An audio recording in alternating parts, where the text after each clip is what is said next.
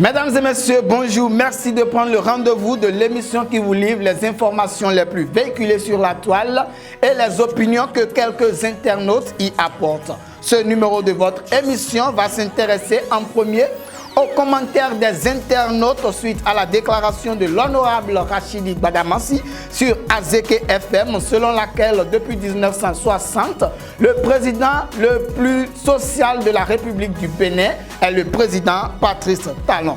Ensuite, vous aurez les avis des uns et des autres sur le poste de l'ancien locataire de la préfecture de Cotonou, Modeste Toboula, sur sa page Facebook, qui s'est inspiré de la situation socio-politique du Burkina Faso pour se convertir en prophète afin de mettre en garde tous ceux qui souhaiteraient du malheur au peuple béninois. Le troisième sujet qui sera abordé dans cette émission sera la liste officielle des chaînes en ligne reconnues par la HAC, dont fait partie votre chaîne Moride TV. Merci de garder la ligne.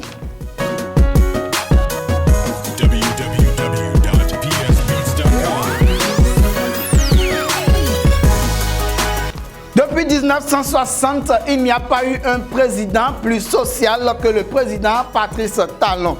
Voilà cette déclaration de l'honorable Rachidi Gbadamassi qui a fait couler plus d'encre quelques semaines passées. Face à cette déclaration, les internautes ne sont pas restés muets. Les critiques s'en sont suivies à travers des commentaires divers. Le premier à s'en prendre à l'homme laisse comprendre que ses propos sont de ses habitudes. C'est pourquoi il écrit, il raconte quoi? Le jour où un autre sera président, tu changeras de veste. Tu as dit plus que ça, autant de yaï. Nous savons que c'est ton job.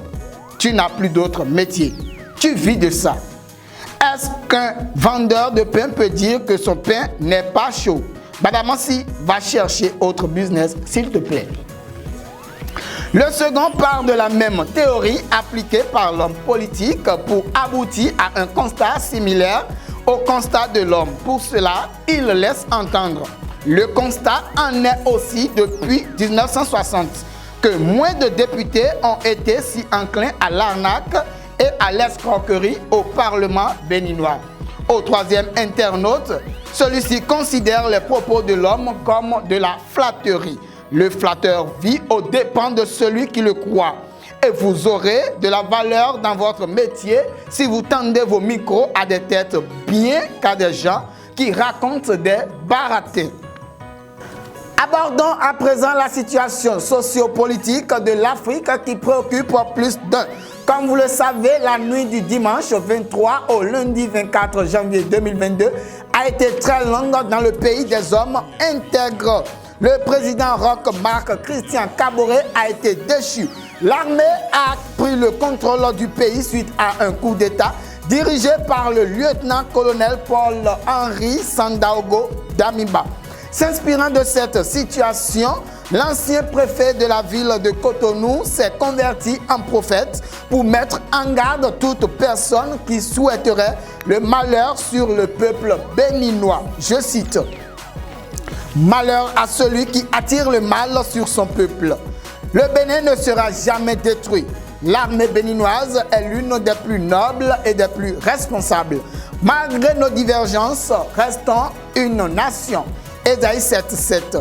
Ce poste de l'homme paraît réveiller le chat qui dort. Le premier internaute le laisse savoir à travers une interrogation. Toi qui parles de malheur sur celui qui attire le malheur sur son peuple, combien de fois tu en as attiré sur le peuple béninois? Pendant que le premier s'exprimait avec un ton interrogatoire, le deuxième trouve que les actes de l'homme lui-même sont des actes qui entraînent la destitution d'un pays. J'ai encore de tes vidéos où tu avais trop zélé dans tes actions et propos. C'est tout ça qui entraîne la destitution d'un pays. En Afrique, le plus fort ne reconnaît pas parfois la force du plus faible. Tout ce qui se passe autour de nous, même ton cas, n'est que des leçons à tirer. Puisse Dieu vous pardonner. Mes salutations à vous, Monsieur Toboula. Enfin, un dernier internaute aborde ce même sujet. Il faut absolument écouter son peuple. éviter les frustrations, éviter de tomber dans l'abus du pouvoir, prendre du recul face à la volonté du peuple. Telles sont, à mon avis, les potions anti-coup d'État que nos chefs d'État doivent consommer sans modération. Terminons cette émission sur la liste officielle des chaînes de télévision en ligne reconnues par la haute autorité de l'audiovisuel et de la communication RAC. Désormais, votre chaîne de télévision Moride TV est officiellement reconnue par cet organe. C'est à travers la décision numéro 22-003 en date du 19 janvier 2022, rendue publique, que Moride TV a reçu son autorisation.